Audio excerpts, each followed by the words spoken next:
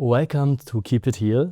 I'm here with Michelle today. Michelle and me, we know each other from Instagram actually.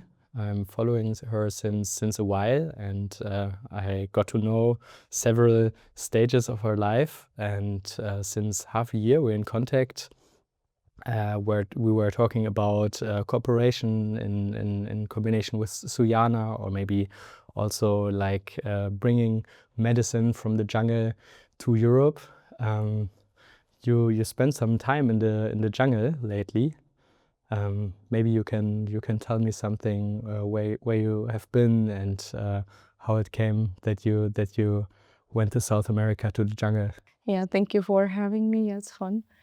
So yeah, what called me to the jungle was like an inner search that started here in hometown Cologne, Germany. So when I was quite young, I was looking for more, and I knew about some plant medicine, about another cultures, and it called me to Brazil actually mostly. So I went there when I was finally ready. So it took me a while to prepare. And yeah, it was amazing with the indigenous to see how it is, because it's different. You have the opportunity sometimes in Europe to meet like for some concerts or some community gatherings with indigenous that come here, share about wisdom, but it's different to meet and have the opportunity as well to dive into culture there, to live it, to see how different tribes are living. So my first travel was around 2.5 years ago, and the rainy season of the jungle, the juicy season. And yeah, stayed there for quite a while, longer than I actually planned for. And yeah, it's beautiful. It's kind of confrontational and at the same time transformational. So And how does it come that you felt connected to South America? What were your first touching points? it's a good question. I don't know. It was just like really from within. Like I had no connection, no family. Nobody was talking about going there. Was literally coming, kind of, I would say, from a spiritual aspect of search.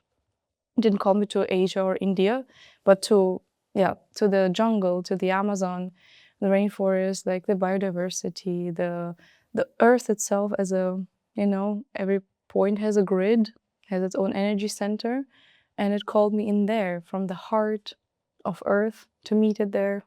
And especially, of course, because they have something special like around the plant medicines, and this is what I was really much interested about, and to dive in, to have the opportunity to find out what do they use, what are the healing methods, like psychologically, emotionally, but also physically, and what I can encounter there, which is here in the West a bit more close, not always available, not easy to find, and still there held as tradition and accessible to experiment. So yeah, that was like most of the like part of my calling, to have the opportunity there. What was your first experience, and why was it so important for you, or such a strong experience that you felt like, wow, this is so interesting. I'm going to dive deeper. Yeah, because I don't know, it was like a personal search. I felt like I was born here in Germany, like, and I was like always like between Germany and like Ukraine. And I had always the opportunity to see a bit more nature in Ukraine. And this is what I was missing here, because like in the city in Germany is a bit different. Like I was not feeling home. So I was in a way looking for a place of home, which like I was first like also moving out of Germany, finding a new place. For example, I was in Portugal, in Madeira, which I really love. It's more calm nature, but it's also kind of a spiritual search, like something for more connection to life itself. And I felt here in Germany always kind of as a stranger, and it put me as well, like honestly, like in depression. So like the system, like questioning, right? Like, where do I live? What do I live for? And since I was like also quite young, so like I finished school, what do I do? And I didn't feel like, oh, I want to continue the same thing, and like in university, it will be just like the same kind of structure of a school, just a bit different. And I didn't feel, I felt like, okay, this kind of path is always open, but what is there else to be maybe experiment in something that you will never get back as time. So I used like this opportunity, of course, to like focus on like, yeah, to allow myself to listen to my heart, even if it's like sometimes also not understandable, because there is more to life that is kind of here, not easy to access.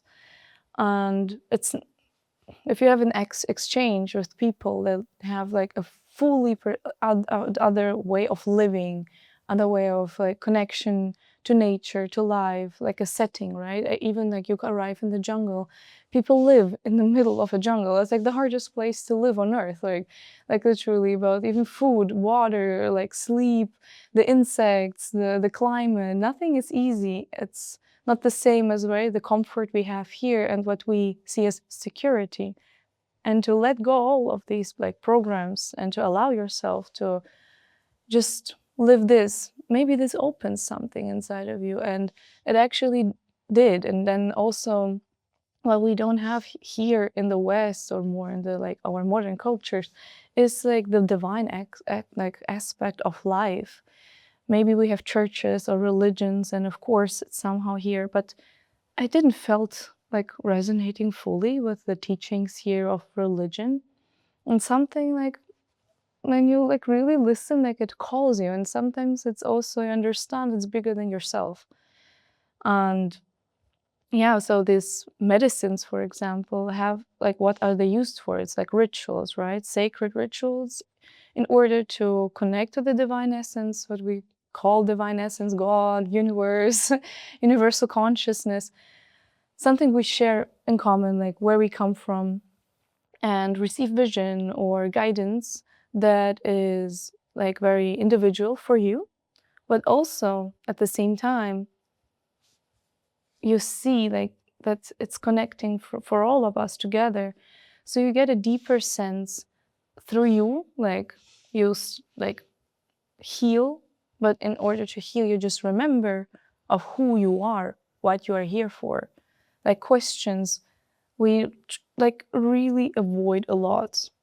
And this is was my trigger as well. Like my grandmother died, and there were no answers for death. Like religions are not really talking about this. Like, with who can you ask? Like, no, it will be just assumptions, maybe some beliefs of others.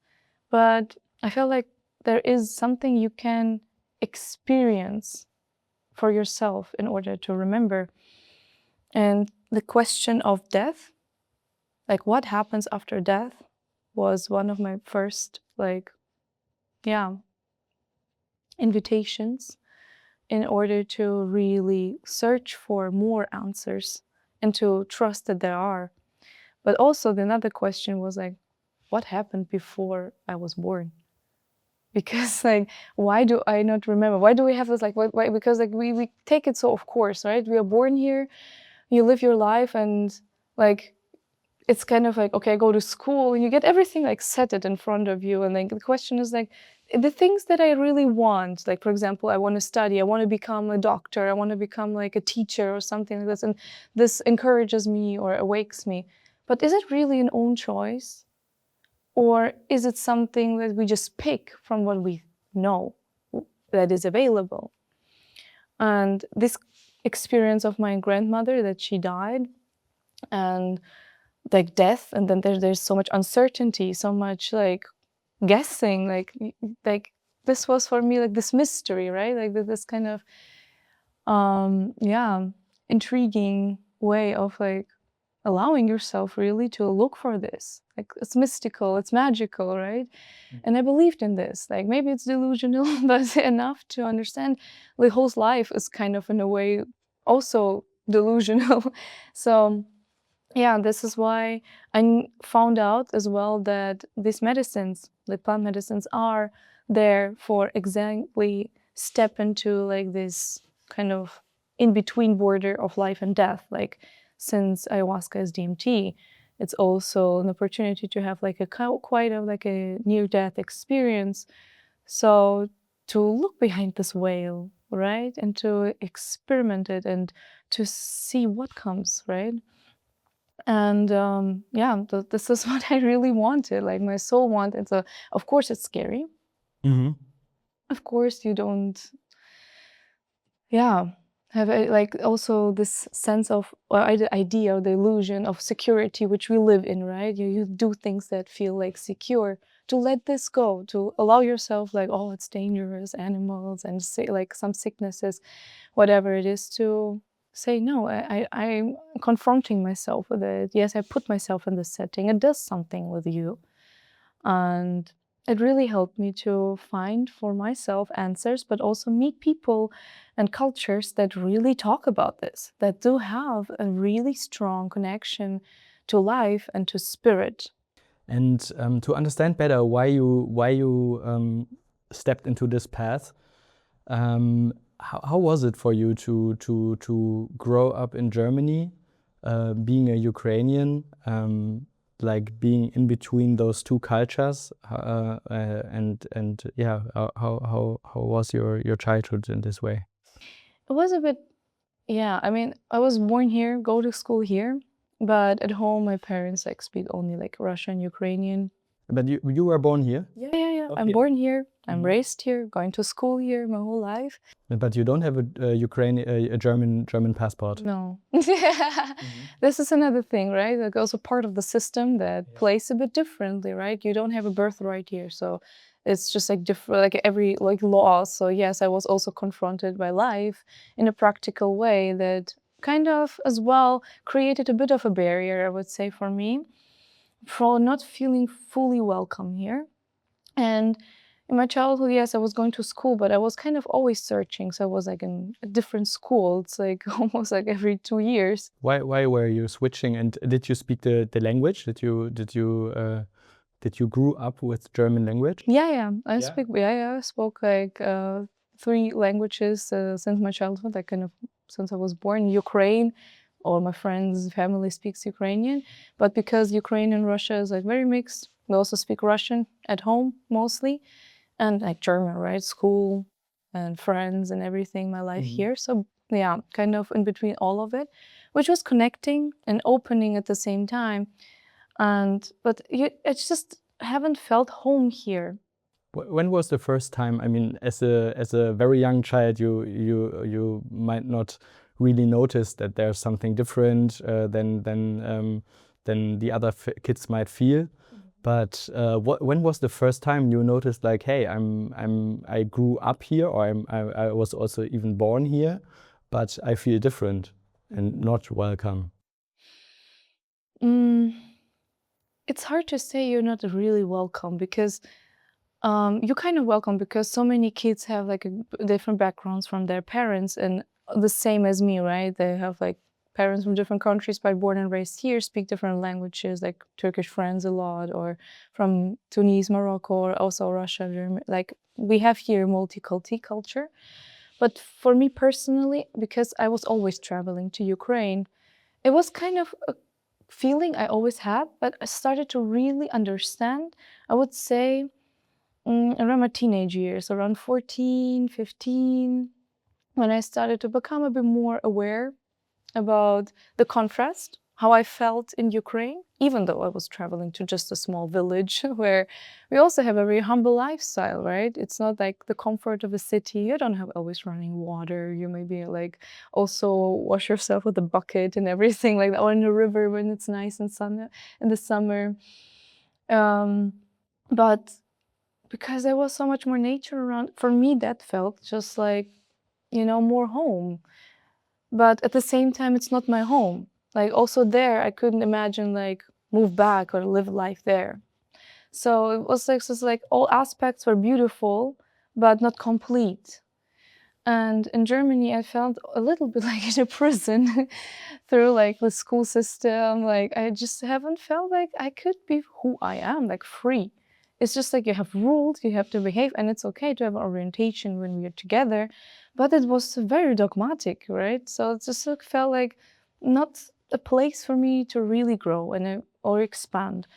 And when I was finally finished with school, Maybe you can name a situation where you notice, like, hey, I'm feeling different than others, or maybe we are all in the same situation. It's maybe maybe you grew up in a part of the city where there's more people from other countries coming together, and there's more like a collective feeling of not belonging here, or how exactly was the situation or feelings?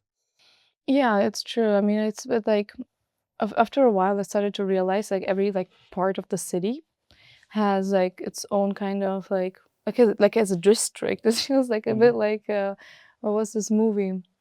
Like Hunter Games, right? Like, Hunger Games. Hunger Games. okay, Okay, yeah. Hunger Games. They have also like these districts, Yeah. and it does after a while when you grow up, you know, step by step, you start to realize, oh, here are living a bit more other people. Here are living other, you know, like kind of groups of people. Or like here are living more Turkish people, here live a bit more Germans, here do live a bit more Russians, right? And yes, I was living also in a part of a city, like where it's more like people from like foreigners, like me as a mix, like kids born here and stuff like this. So there was things that we shared while growing up, but at the same time, I don't know. I think it's also hard to say because yes, you do have somehow something you share collectively with people, but it's also very individual, like very personal, how you perceive things. What are your heart is calling to, and also how open and willing are you to listen to this inner call. And so it's hard to say, I would say, like to speak for others. So I can speak only from my own perspective, right? And I would say, yes, it was something that was quite always there for me. That it's just, I would say as a kid, I always had like this voice in my head which was saying, I'm not normal. And but then also like, what is normal, right? And then this is when I started to realize is I don't really fit in here. And no matter how much I tried, as more I tried to be normal or like you know like to integrate myself into this, as more something would come out of me which was like be so different. So I couldn't suppress my nature, and I think like you know we feel it. And then for example in schools like with teachers, like it was a bit like then you felt it because there's like you know there's something strong coming through me that I couldn't like really handle or control, but which wanted to be expressed but didn't have the room for it because yeah we have these expectations of certain behavior rules, like yeah. And it's just like you know I would say just my personal nature like couldn't fit in fully into it. Yeah. Yeah, I totally understand this because like for me, I also had huge problems in school maybe because I'm more like a ADHD kind of type, and I always had troubles listening to the teacher. I had trouble to sit down at home doing homework. It just didn't work for me, and I was not bad in school.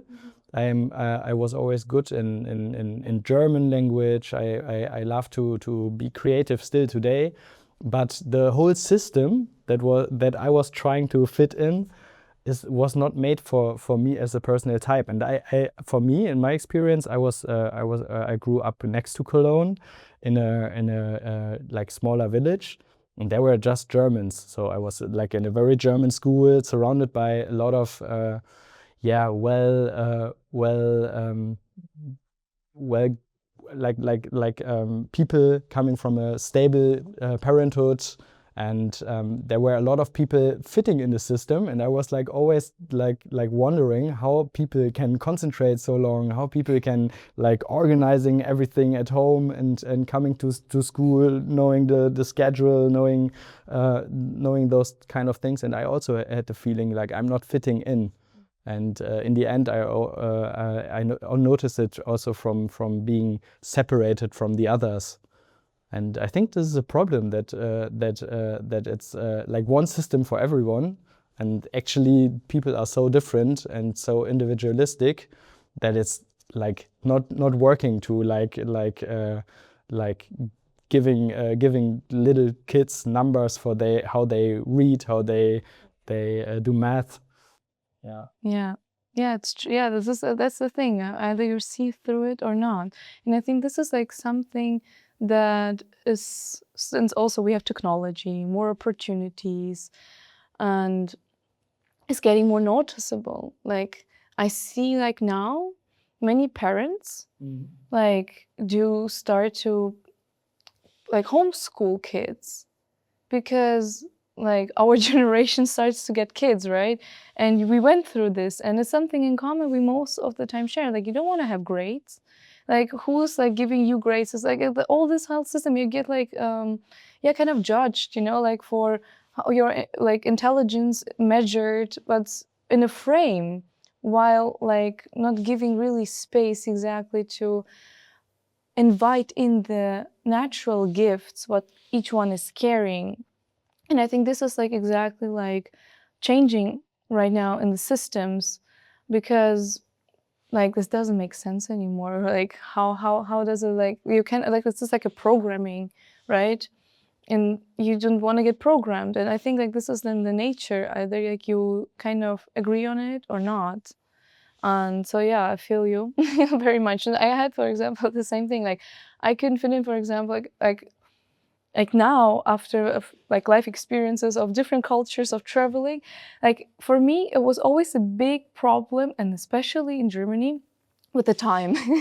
Like be on time. And I understand the aspect, like to be respectful, to understand each other, like, you know, like if you have an appointment that you arrive, right, as a, like to the doctor or something, right? But to the, well, even friends, like yeah, you respect each other on this part.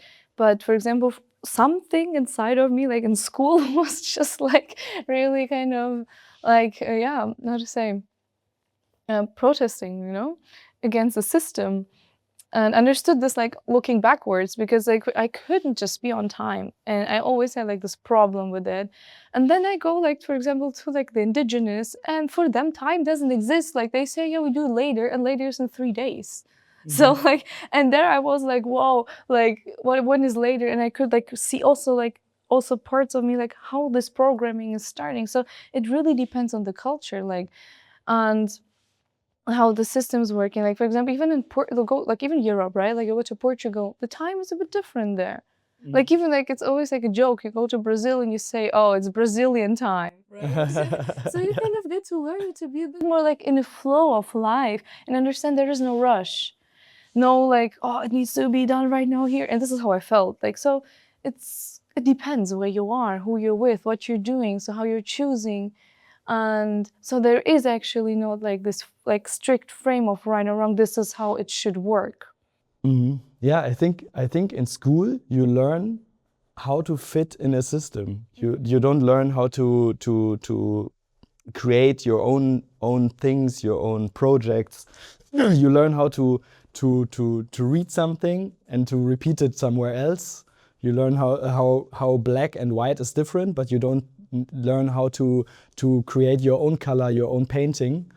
And this was missing for me all the time, like because I'm a very creative person, and I never got to a point where I noticed like, wow, here's my potential. I'm more creative. I'm maybe more like for example, one of my biggest potentials or genius zones is to meet people, to connect people.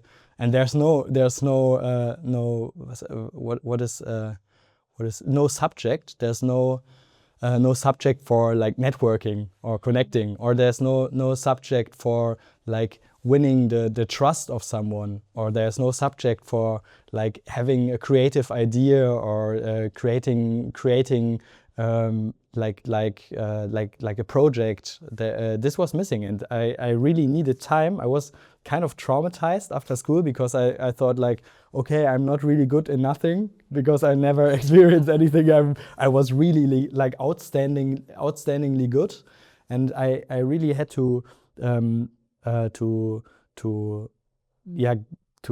to the point where I noticed like, wow, there's something I'm better, or like I'm able to gift other people my gifts, because that needed some time to understand like, wow, yeah, this is something I want to do. This is energizing me also. Like the whole school system was always draining energy, and after when I started my first business, I noticed like, wow, when I'm doing things, not theoretically, but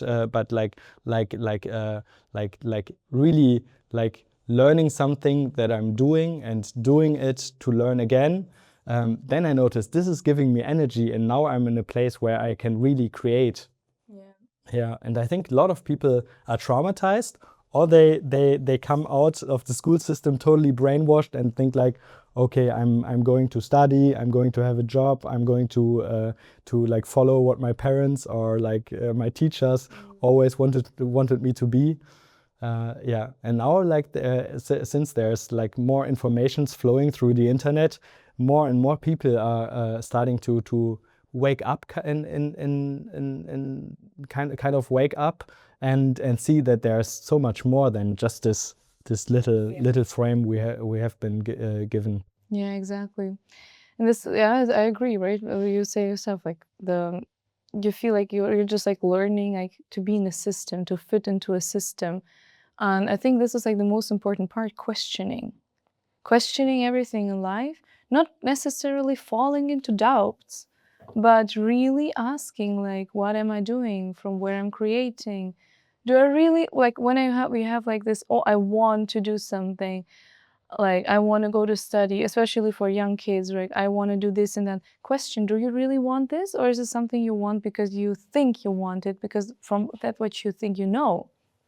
And I think this is exactly like also kind of a bit dangerous so that not to allow yourself to find out who you are, what is your potential, to create ways they don't exist yet, because everyone is so unique and we have our unique gifts, and to allow and learn how to awaken these gifts from soul, from heart, to bring in to life, to create something around life and to come together and share it, instead of like going and then like wasting all your precious time, like again, like you're in your 20s, like it's there you grow the most in a way. You build like your programs that you carry on either you take these programs from like youth and childhood and break them and reprogram something new, or you just kind of continue on that, and this creates like these difficulties. And I think observing that like travels, like which like my travels like also gave me like this new perspectives. Like when I come back to Germany, like of course I appreciate here a certain standard, and it's everywhere there's good sides, and it's something like which has like its I would not negative, but like plus and minuses, right? But here which feels something heavy, right? And like this fall, like the system, right? And it's like I don't think this is how we can continue as humanity for a long time.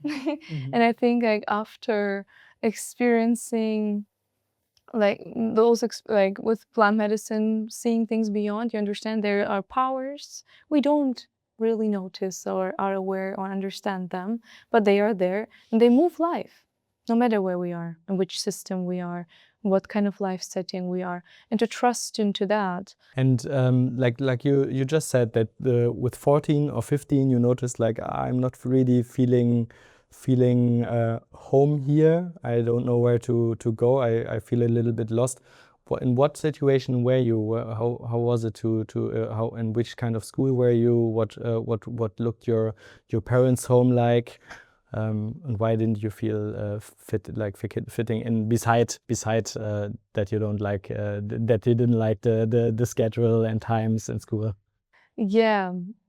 I think it was because I was kind of standing in between different parts of society.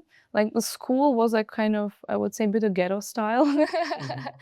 And also my home lifestyle was like a bit like casual, like, it's also now a bit hard to answer you because like after seeing us as the contrasts of life, so I would say we had like a certain standard, but not the German standard, right? So kind of like if we see like the system ladder, I would say like something under like the middle class. And I felt this. And at the same time, How are you living when you mean like below the middle class? How are you living at home? yeah, when you feel financial pressure, like less opportunities, different clothes, the different ways are open for you. and you feel that. And In which ways exactly?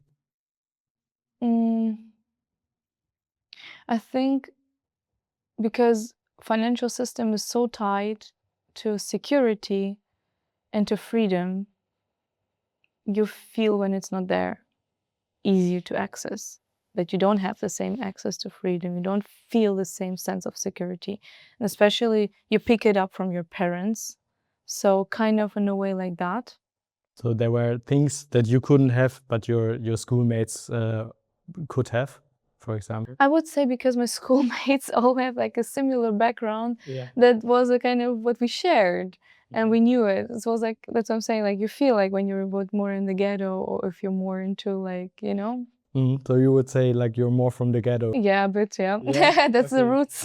I went to a border school with like a lot of rich kids, and I don't know the office that pays for kids, but Yeah, if you exactly. have troubles as a kid in Germany, there are some like things getting paid by a special office. Yeah. It's called Jugendamt. Yeah, exactly. And I went to this border school. It's one of the most expensive schools in Germany. It's called Hermann-Lietz-Schule. It's on an island, on a northern island, and to bring your kid there was back then 3,600 euro a month. Oh, wow. This is like more than lots of people even earn a month. Yeah. And I got paid by the Jugendamt. So I was one of the, I'm actually not from a very bad background. My mother is teacher, my father has a restaurant. So I would say like I'm from the middle class.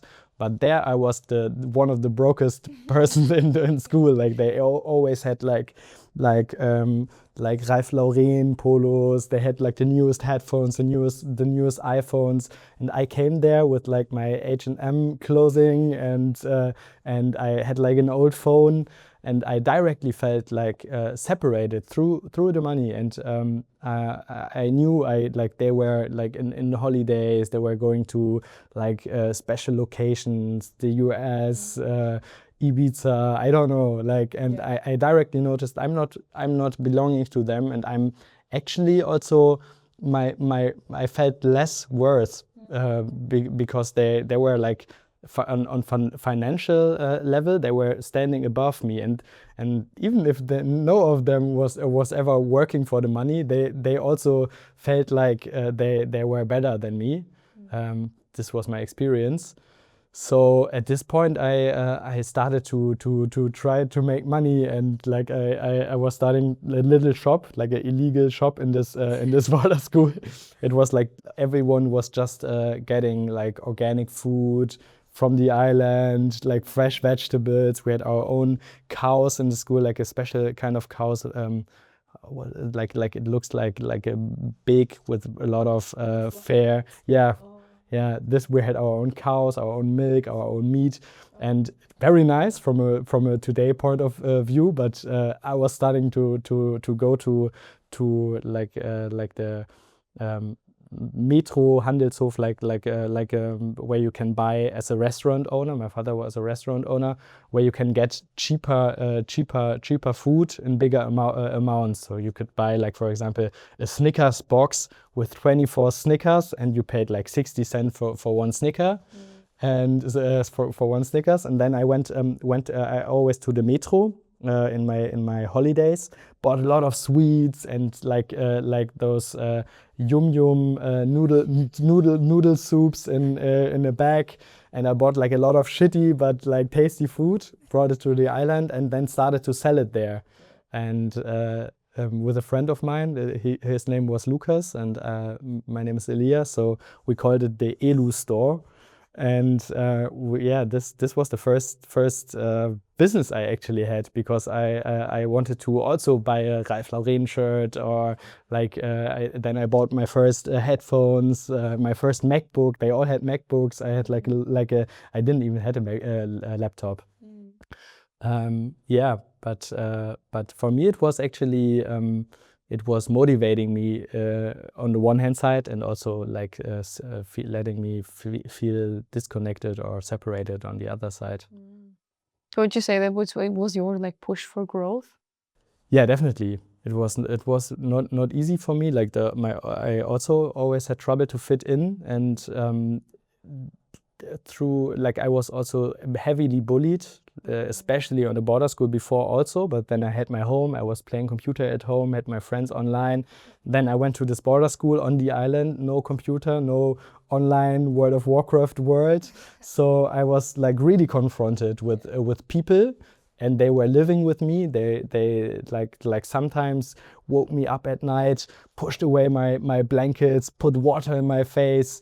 When I was, we had like shared bathrooms. When I was having a shower, they were like putting away my shower how do you say curtain, and were laughing at me. They were like in the when I went to the schoolhouse, they were like pushing me around, taking my food, things like this. like so I was like really I felt like really shitty, and for me this was like the biggest motivation to show all of them who I am and to respect me.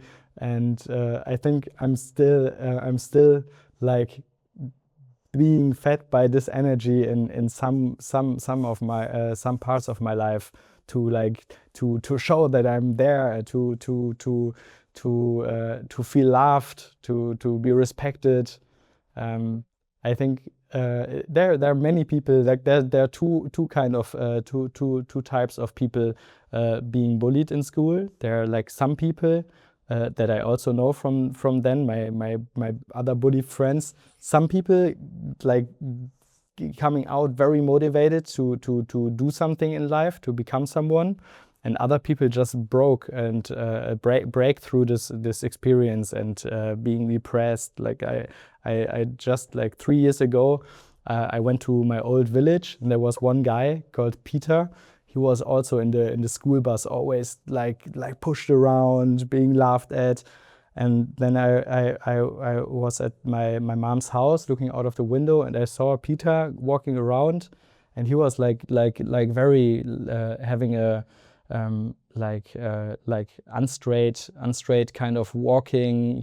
Like I saw he couldn't really like look at people. He looked like unshowered, and he looked like he was broken through this bullying. And yeah, I think this can happen through this school system, that people are being broken, or like coming out and doing something, changing, or like they have they fit in the system and come out and do like the normal life.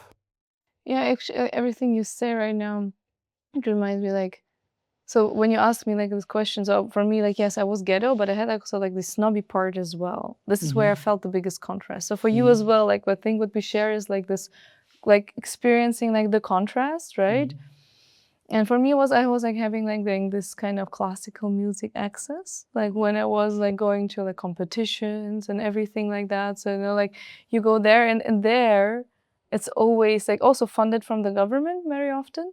What kind of music were you playing? Classical piano. Piano. Ah, okay. So you were playing piano and were invited to contests? Yeah, exactly. So I was like really heavy, like really like in the for like conservatory and everything like that. So I was more into this, and there it's more snobby as well, right? It's very, I would say, also conservative in another way. And then I have like this contrast going to school with all my kids, like with all, you know, like this like ghetto kids. So, you know, you have like different language, different slang, different everything. And then you go there. So this is where I felt like, okay, I'm in between worlds. This was like the same thing. And then also like, you know, the background and culture. But one thing I learned on this path, and everything you share like made me also realize, when you share about your friends, Peter, or what everything, I think like no matter what we go through, and especially when we're young, like, you know, like you see like some things kind of either push you or break you, or you allow yourself to be broken and you just carry it on. And kids are harsh, you know, like kids are harsh. Like we had also like really, like the kids were like animals. Like we were throwing like out of like a third stock, like literally like chairs downstairs, and we could kill somebody. They were like kids playing, so it was like intense, right? So, and like also bullying it, or like all the time like, you know, like pulling each other's hair, or like some boys, because okay, thanks God I'm like not a boy, but like the boys were like hitting each other for like some things, and it starts young. But also like another perspective, if we could just go away from our own, like, and observe our own individual self, and ask again like these questions, and we look back on everything that happened in our life, and like things that hurt us, or just seemed to like break us, or like to provoke something in us. There's everything our soul chose to in order to grow. And this is like then the complexity, like, you know, we can see no matter where you're from, no matter what you do, no matter like what happened to you or not, what you have or seem not to have, and this, in the end, we're all equal, and this, you know, like, and everything is so individual. In order for us, we chose to experience, because kind of our soul knew this would be something that opens up our path. But once we grow older and we don't play anymore like this victim of the circumstances, and choose to take responsibility, we can build with everything we've experienced, you know, and fuel our own path and our own gifts, and find our potential, and see this as as a present of life that we actually receive. Okay, yes, I was young, and maybe this was a painful experience, but it did push my ego in a way in order, so I use this as a fuel to grow, right? But when we're older, we can see, okay, maybe I don't need this, you know, like energy of like pushed of my ego. I let it go. I'm grateful for it, but now I'm aware of that, and I build from another energy of it. Yeah. Yeah, I mean, this is like really really true. You can in my life, I often experienced pain, and when I was younger, I always saw myself as a victim, as you said. And at one point, I tried to see painful situations as a gift. Actually, when I look back, like the most painful situations in my life were the biggest teachers. Like the most painful separations, the most painful business experiences, the most painful like angers or sadness moments, like where like really looking back were gifting me a lot of experiences and potentials to grow. Yeah, I feel you. Like, I think like for me as well, pain was the best master, because you break, you come beyond your limits, you're on like rock bottoms, or like where else can I go? Like, and now like you're really like, where do I go, right? And this is when you really start asking yourself questions, where you have the opportunity, like, you know, like that's actually at the same time the blessing, like I have nothing to lose, like I'm already here, like, you know, like, and now it can only go like in this or this direction. And yeah, pain can be a very beautiful master, either it's emotional pain or whatever it is. But at the same time, like when we go like around plant medicine, like around this stuff, this was also like a pattern. Like I recently had also with my friend to discover, like, you come like with these programs from the West we learn through pain, no gain, right? It's actually quite toxic. Like, it can be, and it's true, but truth can coexist. So it's not the full truth that you only like, you know, like need the pain in order to grow. But if you understand that, what is the root of pain? What does cause us actually to, you know, feel pain and disentanglements internally, right? And it's exactly when we have the opportunity to break through like what we think we know, through the ego structures, through everything, and to become more like in the flow of life, to surrender to it and understand that also neither it's positive or negative, whatever we experience, it's also just a mirror. Yeah, but it's also a spectrum. Like I think if you just living in pain and you like attract pain because you learn through pain, and this is all what you live, you're missing out the whole spectrum. But if you're just living happily and you avoid you avoid challenges, you avoid coming out of your comfort zone, you avoid to fall down, you avoid to be in pain, then you're also not living the full spectrum. And if you see it as a colorful painting, all of this belongs together, and to just live one direction wouldn't be the full experience. Of course, it's like our human nature, right? To look into like what is the shadow part of life, like internally as well. Like what was my spirit, or like what does being human means a lot? Like what is like the like to study the human nature internally, like the ego structures, the mind, the programs, whatever, and then the soul, and then to see like, yes, I do have these parts, and like also these like beautiful parts of me, but also like then like the animalistic or whatever, like, you know, like needs and like, yeah, like everything that causes us, you know, in a way to go like into depression or fall into it. But yes, and to learn how to balance it out both, and to embrace both, but choose with awareness and clarity in between. So, so you were 14, 15, you didn't feel belonging in school. When was the point where you were starting to feel depressed, and what kind of depression were you kind of feeling? Yeah, I think it started to build up around like my 18, like because I experienced death in my family like twice, like kind of very quickly in a row. It was a bit intense. My cousin committed suicide, then my grandmother died, and like death, I think like the fear of death itself, and that there are no answers for it, and that this can happen, shifted so much in my life. Because before I was like floating around, never thinking about these things. It was not in my reality, and like, of course we know we will die, but it's like when you're young, you just like push it away. And I think also, like looking back now, like, and also after like looking for answers around death, I still miss it when I come here. I feel like it's something, it's like we don't like to think about, but at the same time, this is something that really humbled me and brought me back to myself and connects me to like life and death itself belongs together. And so yeah, my depression were around that, and I think I also like kind of like this culture around like smoking weed, and like for me, it was never about any like hardcore substances. I was never going to like parties or all these things, but weed. And it was like my first, like, I would say, experience with a substance that at the same time opened me up for spirit and life, but also kind of accumulated where I was already standing in, and put it me also into like some addiction. Mm-hmm.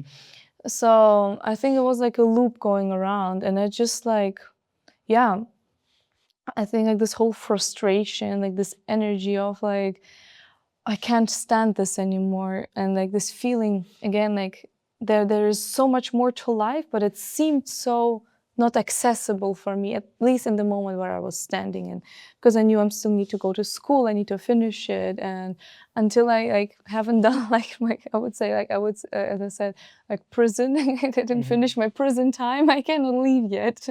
And I think like this tension field, like I didn't know how to handle myself in it. I created my own for myself actually, like this depression. And how was the depression? How can I imagine it? Were you crying? Were you at home closing the curtains? Well, how were you living at this time? Yeah, I was living still with my parents, and yeah, it was in a way like, yes, I was losing myself without having ever myself yet, you know. So I was like impulsive, very emotional, didn't know how to deal with myself, not self-reflective, not self-controlled, not self-aware, not in self-love, no appreciation to life itself. And this was causing me, which I see right now, is this disconnection of like what we say God, or like.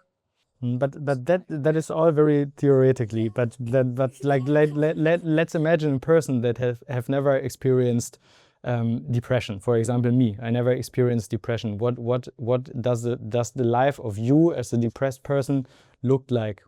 How were you living? What were your thoughts? How did it come out for you? So on the personal level, of course, I was like, I think I just always like a heaviness on the chest, like around the throat, like it's kind of like really it becomes from emotional to physical pain, a lot of crying, a lot of unhappiness. You start to see normal things of life just like really from a negative perspective. You look on them like you just kind of a bit more delusional. You don't see clearly, and you just don't have this access to appreciate the normal things, but you talk to yourself bad. I don't know, I just, for me, it was like also developing a lot of from fear, but this fear was unnoticed inside, so it was becoming like a anger. And so I was becoming more impulsive with people, with friends, with my partner to that time. Like I just couldn't handle myself in a different way, even in school, like with teachers. So yes, you kind of like lose a bit like the orientation for respect, because not because you're bad, but simply because you just, it's too difficult to hold yourself through this. And then this feeling of loneliness and separation of everyone and everything around starts to happen, and you're just like, yeah, I started become to like in a way where I just was in my bed for sleeping for 18 hours, waking up to eat, to smoke, and fall asleep again. And this was happening for a few months. Crazy.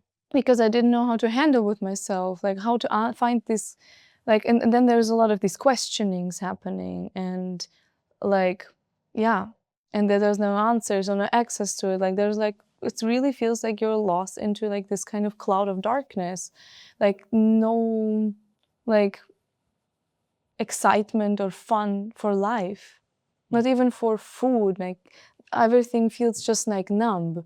And I think, yeah, this is like, again, like after I also did take myself out of these depressions, I can only say like that I also see a lot like depressions are happening around in society very often. And I also did have like suicidal thoughts. And I think this was like my wake-up call, because when I started to also kind of get lost myself into like suicidal thoughts, yeah, I was like, okay, I'm too young for that. Like, how can, if I was 18, 19, I was like, like, if I'm right now already like this, how can I imagine my life going on like this way? And yeah, and like and this, You at this time when you were 18, you were still going to school, but you also started working as a model. yeah, exactly. Like this is how this happened for me as well. Like it was like for me first just an experience to. I wasn't thinking much about this. This was just like a good opportunity for me to have like this experience, and also to break my fears a bit. And I think it opened up for me doors, but I wasn't really aware of that at the same time, because I was still living my day on day life in the same way, right? So I didn't change like my life fundamentally at this point. It was just as a beautiful experience, but it gave me a little bit like glimpse of a possibility of another life reality, I would say. So yeah, but yeah, I think that after like looking back, like realizing that depressions are not like, we are not victims of depressions. We create them internally by ourselves, but also not because we are bad, but it's simply because we are not knowing how to deal with it, with these emotions, with this heaviness, how to find trust into life. And this is exactly the time when I got in contact like with also plant medicine a bit, and it started to help me to change the perspective. Because when you accumulate internally always like this negative self-talk, everything you see the same way, like the same painting you would see not colorful but gray, because you just like close if like this receptors, to perceive colors of life, and then to activate them back and to see the shadows maybe in between the shades of the colors, how they fade into it. So I know it's a bit more philosophical on this part, but like this is how it really feels. Mm-hmm. And do you remember a certain ceremony that where you maybe saw light behind the clouds? Where there was there one experience you especially remember? Yes, I would say my second experience with mushrooms. I was going to like the Netherlands, and I knew that oh, they're natural. You cannot have an overdose. You know, it's like from nature. What can be bad about this? You know, it was not like heavy drugs or something. So yeah. And you were thinking about it as a medicine or more like a drug experience, like seeing colors. Was it a ceremony setting or you were just going with friends? I was going with my sister actually only. And since Amsterdam is close to us, so I was like, you know, like collecting like these bottles to buy for 10 euros a ticket to drive like in the night there, to go at 7 a.m. to a coffee shop. We had exactly money only for weed and mushrooms, not even for food, because we knew it's better to eat them anyways on empty stomach. So it was like really on the limit, like going like for everything in this experience. Then to stay there 24 hours because we would trip like the whole night, and to catch the bus in the very early morning. So like really, you know, like on the edge of everything. But it's just like, it felt like I need that. And I didn't know anything about it. I didn't know about spirituality. I didn't know any communities. I didn't know about healing or anything. I only heard that people would just like experience or say, like also from my sister, like, oh, like you perceive different colors or shapes and forms. And it was intriguing for me. It was like, because I couldn't believe it until I don't experience it myself, that you can perceive reality, that I, you know, the solid reality that I know differently. So I wanted to feel it, to see it, to experience, like to lose control, to, yeah, seek different shapes. And so I was like, you know, I will go now and take like the you know, that they sell it as like a bit like an experience, not like a something sacred, but more as just like, yeah, here, you know, like be careful, but like take this in a park or something. So I did take like the strongest mushrooms, everything at once, like a huge package, and they were saying like be careful with it, and in a zoo. Because they were telling before, oh, animals look super funny like when you take mushrooms. So I was like, yeah, let's go. And I was like taking like these mushrooms, and it started to like happen actually very fast. So like after like 10 minutes, I was already having different perception of forms. It was super funny for me. But another like few minutes, it started to become like something like it was hard to like handle myself, and I kind of lost like a bit control over myself, about my body around, and I needed just like to sit down. And we were in a zoo, you know, but it was good because not many people were there, and I just like found a bush. Did sit down in this bush. I don't like the details about this trip are, I think, not necessary, but what happened for me in this moment, it's something that I experienced there was feeling so much more like familiar and home than the life that felt all the time so strange to me, you know?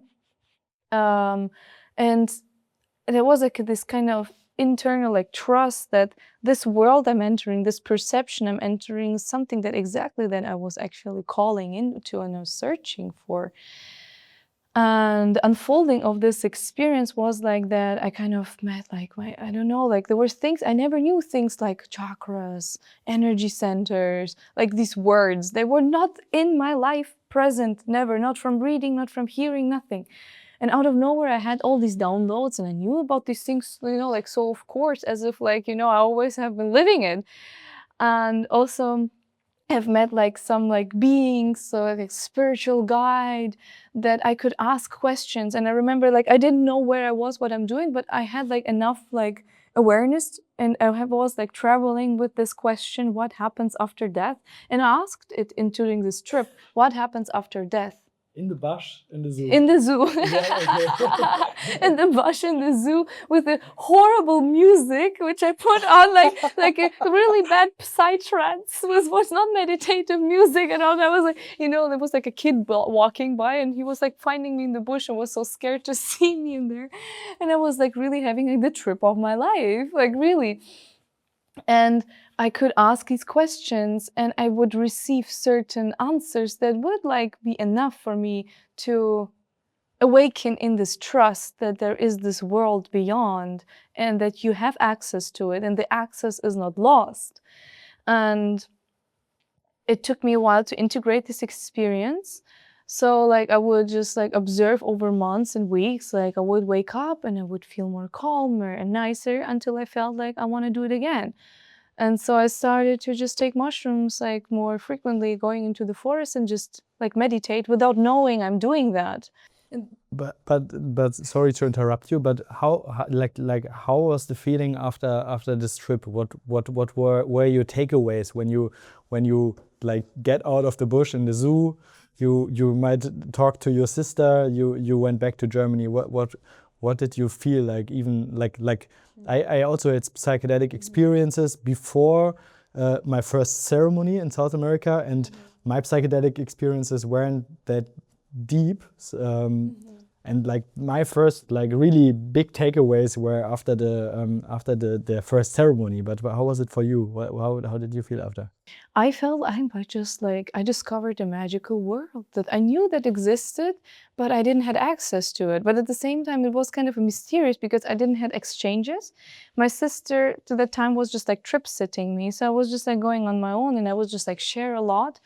And what I could observe, it was more lightness. So I was like kind of like this like suicidal heavy thoughts started to loosen. There were sometimes like still like coming, but I knew it's nonsense and I would just like not pay attention anymore to them. And there was like this inspiration and just like curiosity waking up and a trust into life that there is more.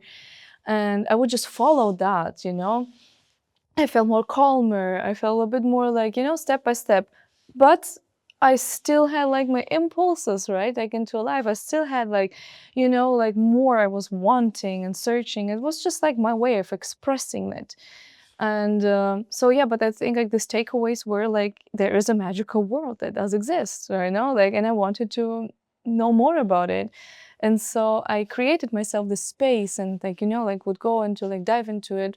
But it was also so funny because I didn't know about meditations, like about God or life, but you know, I would just go into like the forest. And this is also a very interesting observation. It just feels so of course.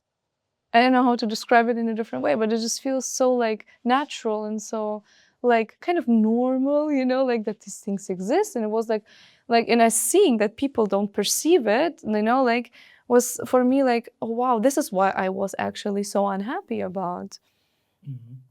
So so you started to get deeper into this psychedelic world at this time. Did you finish school already? Yeah, I think like it was like a little like process going on for me there because I was still going to school while I was doing this psychedelics.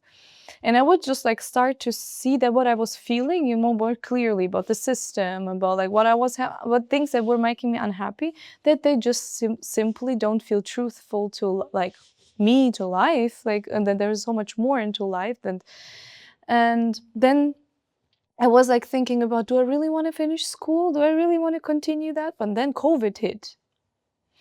So, and then the lockdown happened and life changed. And it was actually, for me personally, it was really good because I could just like, you know, we had like this online school and I was not really attending to it anyways. And then I was like going into the forest, falling more into like the, yeah, and I would say delusional idea, but at the same time also actually into the trust that there is more into life than this system. And that I can do more. And I don't know it. Yes, it's scary, but I just like had this fundamental trust that I will find my way. And my way is not the same way, like in this way. And then after a while, school started again. We started to attend, and we had like all the time this mask, and it just like felt to me like as if like, and I had my dog to this time. I felt like as if I need to put on like the, you know, like as a dog, like this protection shield, like for me, like, and I was like, no, I just don't want this. This is like ridiculous. And I was a bit extreme though, but I mean, I was like, you know, not accepting all these things. And I know there's a lot of controversy around that time, like about the vaccines and like behaving into these rules. And I had always a tendency not behaving to rules, and I definitely haven't been behaving during COVID. I was just doing my way, like, you know, finding a way, like going then not into the city, but into the forest with my dog. There I can breathe, you know? But going into the school, and then my skin started to get bad because of like these masks. And I was like, no, this is too much. I don't do that. I know it's like funny because it's actually like ridiculous kind of things, but I was like, my skin gets bad. You know, like this whole thing doesn't make sense. And after I was like started to joke around with my school, like with my friends in school, like, oh, I will just like break the school. I just don't come anymore. I don't care anymore. And after a while, like really, I just never came back to school.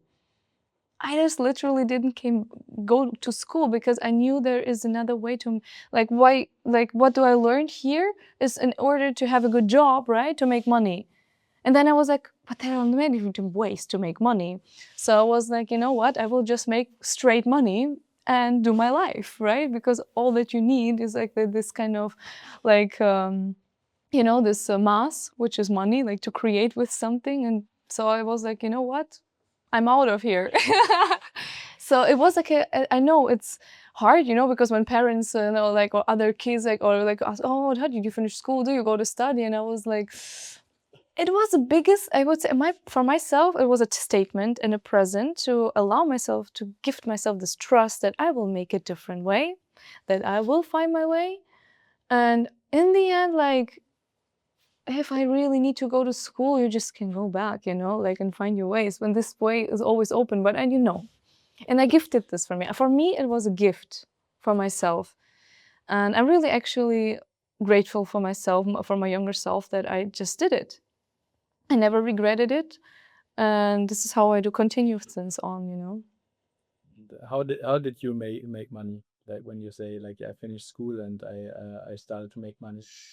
So I had like my little like experience for like the photo shoot with Playboy in Germany. I know I was super young.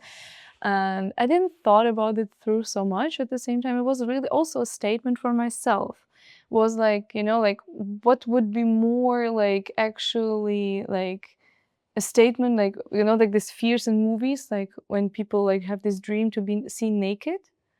So it was a kind of a motivation. I was like, you know, if I go just like naked into public, what can I fear? You know? Of course, I had also, you know, like fears around my body and insecurities and like all these ideas of perfection. But it was like, you know what, if, you know, I put myself out there naked, there's nothing I can fear anymore, you know what I mean? Like, so it was like a little push, you know, like myself also out of comfort zone. And like, I didn't thought about that time, you know, like, I think because I was so young, how others would perceive me, because I really sincerely didn't care about it. And after a while, I started to see this opens up for me doors, and I just like. How old were you when you were at the Playboy shooting, and how did they find you? They found me like through like a hashtag or something. It was actually super funny, and I got a request on like Playboy. I don't know, and I was like, I had like a really normal like page, like as I was 17, like 16, like, you know, the old pictures. I was super young.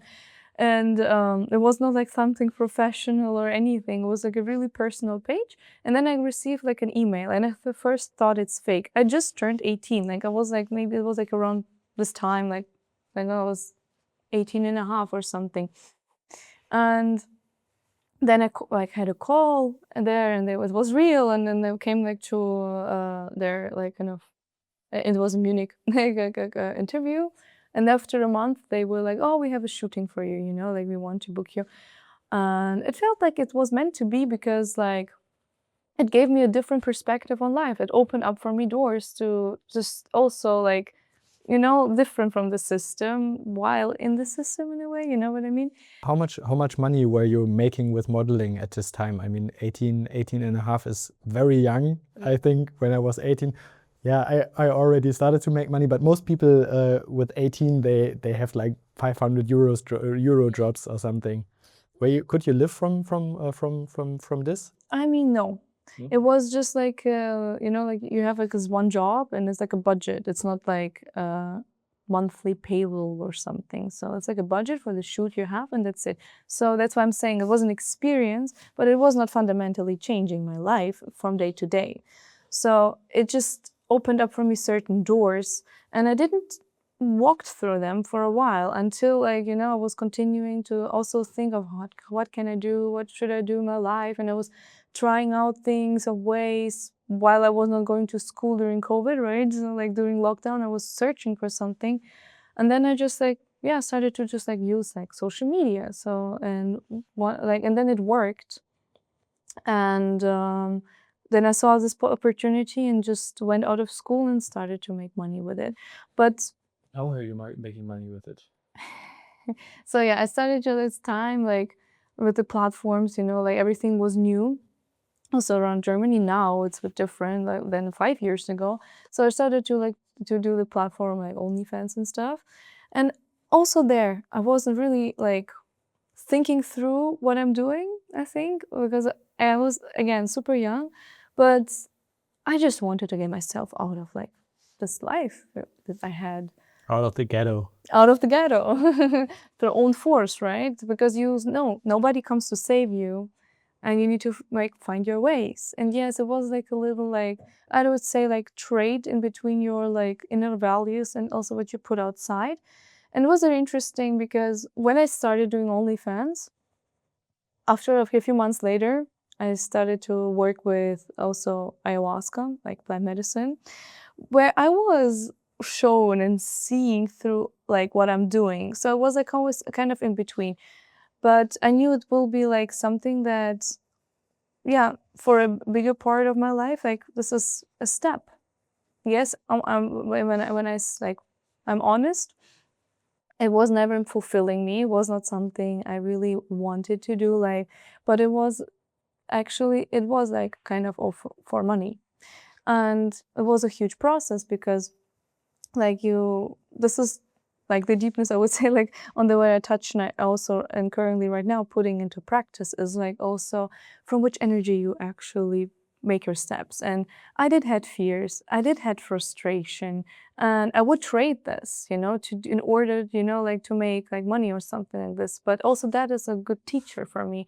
And then after the jungle, for example, I knew this is something it breaks me inside. It's not me, it's not my potential. It's not something I want to bring into this world and into this life, because there's so much more into it. And to let it go and trust life, that even if you don't have anything to do, where to go, what should I do? I was very open to trust into it and to step by step to connect, and also with people, to be honest, to be vulnerable, to accept you need sometimes support or whatever, and to find other ways. And yeah, this was a good I would say, for me, way to become independent, to travel, to work, to create the life I really wanted, the freedom I could experience, but at the same time for a price you pay from heart and soul when it's something that's fully aligned for you. So yeah, and I think also especially this bubble around OnlyFans, and in general how it also developed around this platform, whether it's more around pornography. There is a trade of life, I would say. Everything has responsibility, whatever we create, and for ourselves and for others into this field. And when I started to become more aware of that, I was no, this is not what I can do to myself, or living by example for others. And so, yeah, now I'm on my way to create something more out of own potential, into new ways, even if it's slower, even if it's different, even if it's sometimes inconvenient for a moment in my life, to accept it. But knowing in the long term, you go to something you're really happy about it, So to understand it better, you were 18 to 20, still living in Germany in the ghetto at your parents' place. You were starting to get into your spiritual journey, and trying to find a way out of the situation of not poverty, yeah, actually kind of poverty and no possibilities. So you are trying to get out of it, and you find a way through Instagram, through OnlyFans, But on the other hand side, you are financing your spiritual path with this lifestyle. Exactly. I would see it always as like a self-investment, you know, like, and it takes self-investment, you know, to get yourself out of life. So you need to have the courage and to risk certain things, you know, in order to get out of where you are. And so again, here I was again between worlds, you know, like I felt like always in my life I was between heavy contrasts, you know. And like it was interesting because like this, yeah, working with like spirit, with ayahuasca, with plant medicine is also, you know, like very confrontational, and like you have this divine access and you learn sacredness and you learn to appreciate life and to get to know yourself, but also step by step, you know, as an unfolding journey. And then at the same time, you know, like doing your practical things in life, because it does belong together, and how to like balance it out together was a bit sometimes difficult for me. But because I had also this introspective opportunity to like really look into myself with honesty, I would see that this is also something I choose to right now temporarily, and that serves me, even it looks on the outside very contrary to, like, contradictioning. But at one point I couldn't like continue on this part because my spiritual journey was like so deep, and I was able to touch into some, like, you know, like I would say divine essence, where I knew like, okay, this is not something I can continue in. And you learn to trust into life and into God and into yourself, like through yourself into divine, that you can, you know, like that you receive guidance. And I was very also grateful for the people I've met during this journey, because everyone, no matter who it was, you know, like carried me through this journey, giving me certain aspects, motivation or perspectives, and also shelter. For example, after like I went to Paris, and after the jungle, you know, again, like from jungle life to like beautiful Paris life, and there I have a lot of friends that also gave me, you know, like an opportunity to grow, to find home. And there I had home. So out of nowhere I found home here and there, and inside myself, everywhere was home where I am. And also to choose another path, right? Having another opportunity to like finance myself, finding jobs, trying myself out. And I think for this also, like the messy 20s a bit around, I accepted to be like, yes, you're an old soul, you have a lot of this experience, but you're in a young body and you need to learn it new, you know? But at the same time, like so many gifts started to open up, you know, like for me that were so like magical, you know, and to, yeah, hold this, you know, like in between, like this magic of life, but also like knowing that there are sometimes practical things that, you know, the system you play and, you know, coexist with, and to find a balance in it. And I think this is like also still the journey I'm on, you know, like, and this is an unfolding of life. And what humbled me the most is to understand that, like also through observing, through meeting people, that no matter how old you are, you can be again in the same reconstruction phase. You can be 40, 50, and again, not knowing what you're doing. And this is so normal. And this gave me ease, you know, then and trust into like, yo, we're all together into it. And but at the end, everything's fine. You have food, you have water, you're good, you're healthy. And to appreciate the simplicity of life as well, right? And yeah, this is like still, you know, like there's a what do I want to create? From which energy? And this is, I think, the most important, like for me right now, like to understand I'm not creating anymore out of fear or frustration, but from clarity and trust with calmness, and doing steps like this, you know, and continuing to self-invest. Like I know your Instagram from this time. I was following you since like 3 years ago or something, or 4 years. I don't know. So I knew your old Instagram page, and I remember like at one point, you were starting to follow me, and I watched your Instagram page, and I remembered your name, and I knew it was like all about lifestyle, nudity, sexuality. But then I entered your page, everything was deleted, and you were just posting spiritual content where you're talking about your journeys, about psychedelics. When was this shift? When did you decide to like delete your old your old self or your old Instagram page and start a new page? I mean, you have a lot of followers. You have like 170,000 followers. Yeah, I think like first of all, like it was like I retreated myself first because like I never identify myself with these things because they come and go. Like sometimes I lost my Instagram, and like you kind of live with like like validation from that. So, but it was like something like I also love to do because it's creativity, it's art, it's nudity, it's even if it's nudity, it's very, like natural. And I love this aspect, right? Also sexuality as a woman, to break through it and to allow yourself to do it, as well, like to say, this is part of life and I play with it and it's artistic and it's something that was my creative side as well.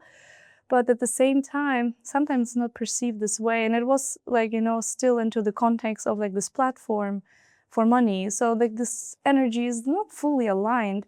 And I think it was like, I was going through a lot of death processes, like so, and you feel it not just internally, you feel it also physically. So like, and you remember like how it feels to die and to leave the body and everything like this is scary. And so I think this is also something that grounds you again, to appreciate life again. And I think this was like, yeah, first of all, like stopping to do this same thing, but then I kept like a bit like this page as it was, like a bit retreating myself like into like real life and to see what I can do. But then there was another like also, I would say, wake up call, which for me as well came another through a deep journey with working with plant medicine, where I did feel the energy of people that were watching me and how this content is perceived, and also what my part of responsibility is, what I'm putting out there. And I felt like this is not aligning fully. And so I was like, okay, this is the time where I do delete it. Not in a way of self-judgment or judging others for doing that, but it's just like something that doesn't resonate personally with my soul, with my life, that there's something else I can put into like living it first, as an example, embodying it, and then sharing it, gifts. And that those who resonate with it in a natural way will come. And this gives me more fulfillment and happiness than, like doing something that goes against a bit like this inner nature. But in order to do that, I think it's also very important for us to have this willingness to admit things to ourselves, to, take responsibility in all kinds of levels. That's very beautiful. I can imagine how it is to like leave one identity behind. I also like had several stages in my life, and I was also trying to find a way to finance myself. When I was younger, I was also like doing some shady things to finance myself, and it was a very big process because it was like for me it was always easy money. But I was also on a stage after drinking ayahuasca, after going to the jungle, where I knew it's not aligning with what I'm thinking about energy, about what I want to bring into the world. But it was still my easy access to freedom and money. Yeah. So leaving this behind was a big process for me. Yeah. But it was also freeing because like it's the same after when I founded my first company and I was leaving my company. Same again, I knew it's not fitting in my life anymore, but still it's part of my identity. Elimba was is even my name. Elimba is Elias and Barbara, my mom, and like I had even friends calling me Elimba, and leaving this behind was also a big process. Like the first shady business, Elimba, it was hard to leave it because it's the total comfort zone, but the toxic comfort zone, and then going out from it and going through this was making me feel so strong and free, because like after the second time I noticed it's becoming easier and easier, and I'm not depending on any external force to be myself, to be my individual person. And I can imagine if I'm going through this all my life, and I'm sure I'm going to leave other personality traits of me behind. I might change my job, I might change my partnership, I might change whatever. Someone is dying, and there's always like parts of me being left on the behind me, and yeah, I think it's getting easier and easier to do this, and being freer and freer from the feeling. Yeah, this I agree. Of course, it's not easy, right? Like you find your comfort, like first you get out of your comfort zone to create a new comfort zone and to leave it again. Yeah, it's not not that easy, but this is part of growth, and I think it's so essential because like this is like what we say, like like this like saying, right? Also, like you need to in order to really live life, you need to die in a life many times.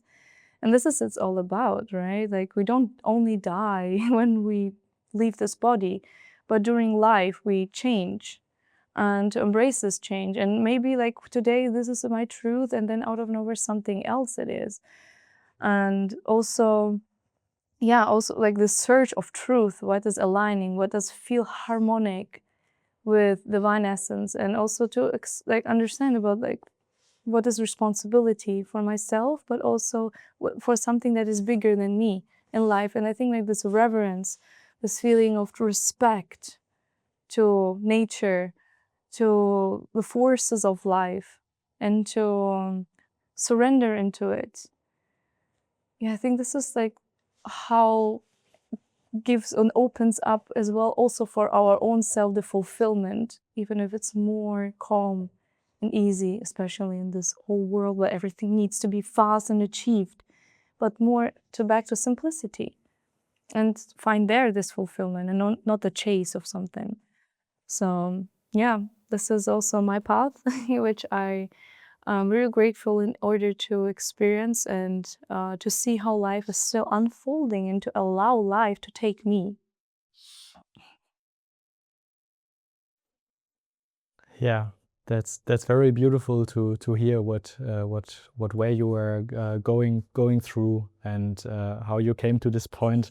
Maybe there's something you want to share with people, being in a maybe dark situation, being young, not really knowing where to go.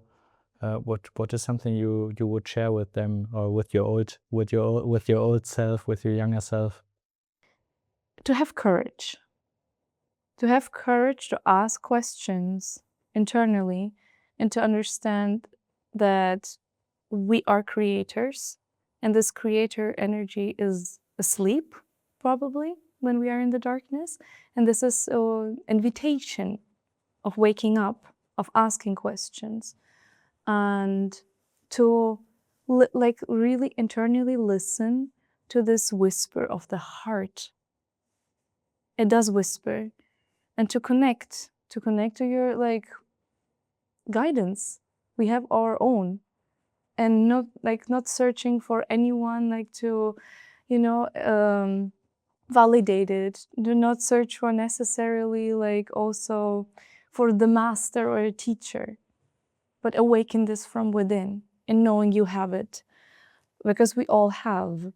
And surrender to life, right? Like to really to allow to feel it, like I am part of it, but there's so much around, like when I think I know that we still don't know, but we can only perceive things from the perspective we are capable to hold, and that everything is actually consciousness. And as more we expand our consciousness, as more opportunities we start to see. And not to fall into fears, accepting them, but choosing trust. And I think this is what the most difficult part is, like, yeah, to hold yourself through it. No, you can do it. Like, we all can do it. We have this. And life is a gift. And to treat ourselves this way.